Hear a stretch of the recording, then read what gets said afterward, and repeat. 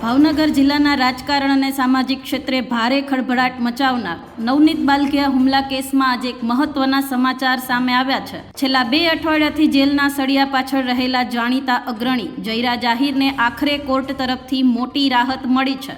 બગદાણાના પૂર્વ સરપંચ નવનીત બાલકિયા ઉપર જીવલેણ હુમલો થવાની ઘટના બની હતી। આ મામલે ગત 29 ડિસેમ્બરના રોજ બગદાણા પોલીસ મથકમાં વિધિવત રીતે ગુનો દાખલ કરવામાં આવ્યો હતો। મામલાની ગંભીરતાને જોતા જિલ્લા પોલીસ વડા દ્વારા એક આ કેસની તપાસ માટે ખાસ એસઆઈટીની રચના કરવામાં આવી હતી।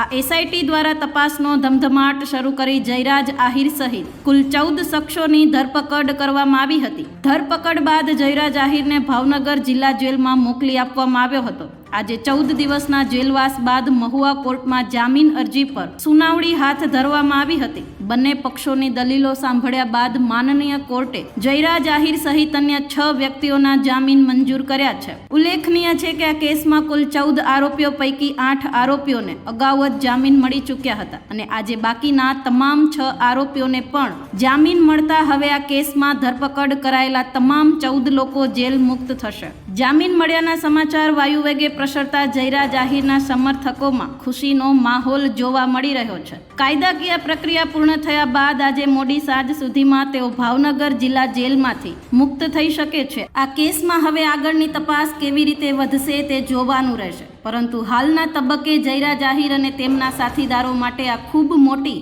કાયદાકીય જીત માનવામાં આવી રહી છે।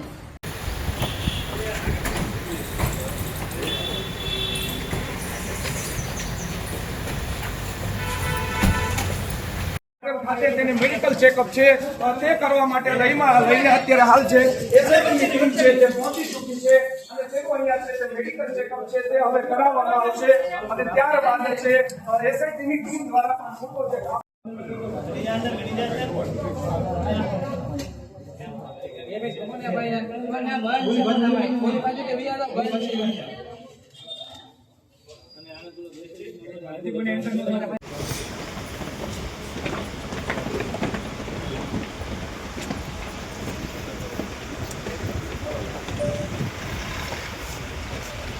આવી જ અપડેટ્સ માટે જોતા રહો TV17 ગુજરાતી, તમારી સાથે તમારી માટે।